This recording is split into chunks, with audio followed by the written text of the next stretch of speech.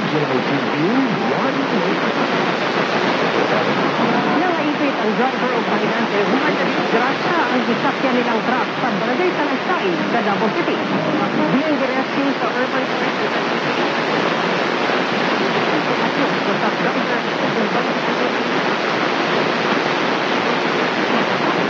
investigasyon sa Marilog Police samtang ginatang sa truck ng dapat.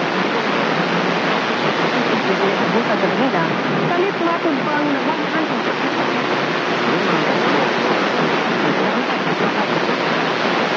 truck sa dalan kung naipit ang driver kung paitintin ini. Ilang bigat na toksita ng pagkakasapit pa na yung nagpaayos. Paimangyo sa otoridad na batasanon ang pag-check sa kondisyon sa kapitan.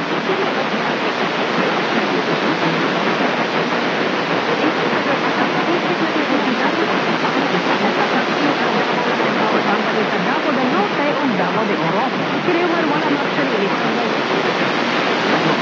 Southern Davao Electric Cars Cooperative o Nordeco, gibarugan na unconstitutional kini. Once the official statement on Northern Davao Electric Cooperative o Nordeco Incorporated. O Action Bill 2888 na nagkarayong palakdan sa Francisco Davao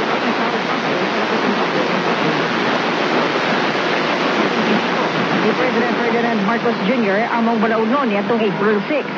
Aban, automatic ni na mahimong balaod kung dili maksyonan sa Pangulo kuman ang 30 adlaw sa pagkakasya. Nagtuo ang Nordeco na sawa pag-aksyon ni PBBM. Nagbargan sa Presidente ang iyakang daan ng baruganan sa pagdito karyado ng samang balaunon na House Bill 10554. Sa daan ng giingon sa Presidente, nakarapat kini sa Section 27 sa Republic Act No. 9136 o ang Energy Power Industry Reform Act. Sa mga balaod, nakalagid na ang Nordeco tamang constitutional kini. Sa karoon ng padayon ng gihapon ang ilahang serbisyo sa tauhan. Samtang ang Davao Life, wala pa matagawa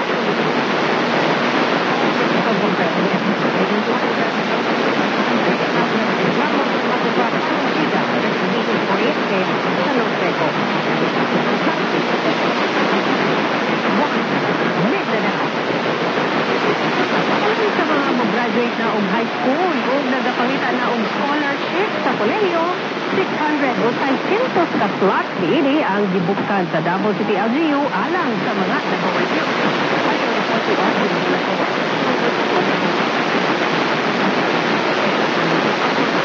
on tertiary education program concept. 100 plus alang sa financial assistance alang sa lumad children. O 100 plus alang sa educational assistance sa persons with disability. Suma ko pa, 600 plus sa subject ng EBSU sa LGU Davao ang dawaton alang sa sunod na school year. Ang tandi sa plot sa miaging tuig. Mamahimong upili sa Davao City. Dili pwede ang fake universities sa may tagapatuman na og free tuition. Dunay priority courses o sa teacher education, technology education, health professional education o social sciences. Kay 360,000 per year, no? 140%, no? Tapos, sa low school po natin, kay 58,000.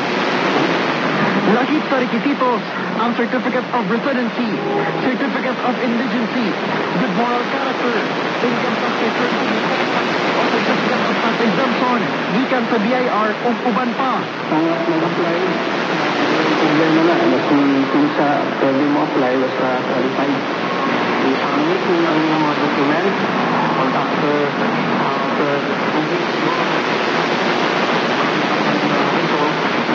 magsugod ang online registration sa assessment ang aplikante. Din doon na sa ipahigayon na pre-qualifying interview. So, Audi, first camera. Ako si Origil Relator. 1 Mindanao. Og mao kato ang mga ulihing balita sa Mindanao. May nakita pa sa pinamit sa pagbisita sa official website sa GMA Regional TV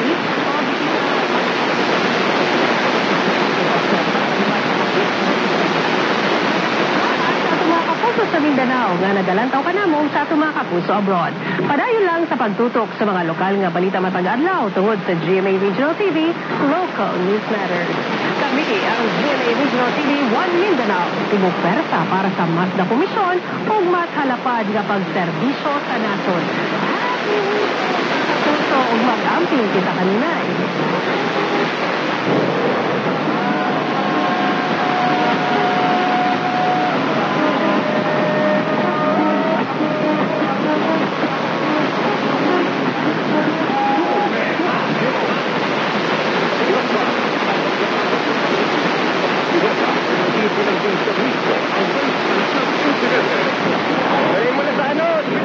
Driver ng SUV na galing umano sa Gimikan, nakatulog habang nagmamaneho ng araro ng kotse, mga tricycle at jeep.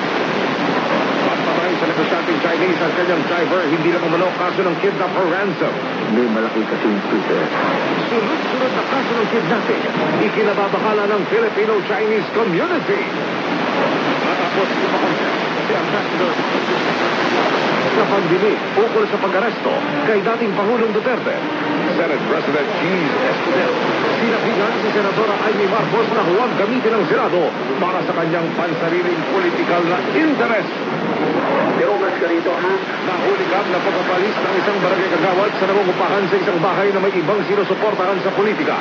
Inireklamo sa huling Biyernes, bago ang Semana Santa. Hirap sa pagbili ng ticket at matagal na paghihintay, tila maagang penitensya ng mga bumiyahe. RV Protesta, call out support kay David Lecauco sa premier night ng Samahan ng Makasalanan. I'm so proud of him.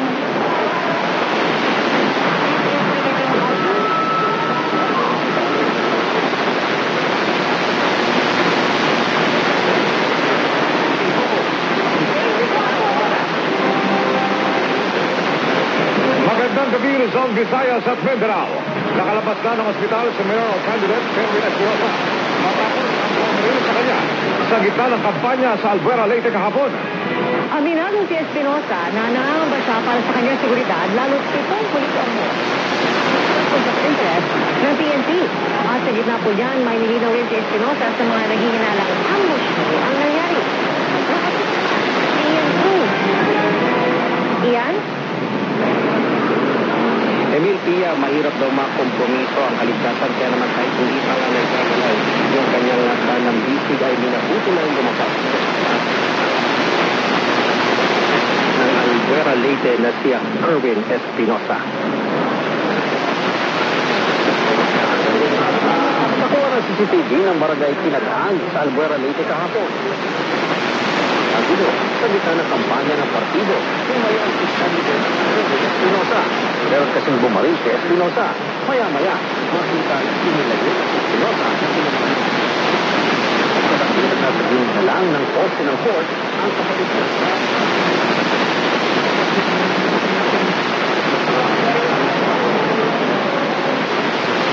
24 oras mula nang mabaril si Espinosa. Naabutan namin lumabas sa ospital para umuwi sa kanyang bayan sa Albuera. Nangamba raw siya sa kanyang seguridad dahil ayon sa PNP. Ito ang personal interest sa pagbaril. Dahil sa rason ng seguridad ko. Ang interest, nawalan ako ng tiwala sa mga kapulisan sa mga matino. Ayon sa PNP, itinuturing na person of interest ang sitang pulis na nasa kustodiya na ng pulisya. Pinumpista rin ang kanilang mga armas. Nakakain po sila police station po. So, ang kailangan po natin ngayon ay kung ano ang kinalaman po nila dito. So, mga ballistic examination kung dito sa mga na-recover na baril na recently ayun, ating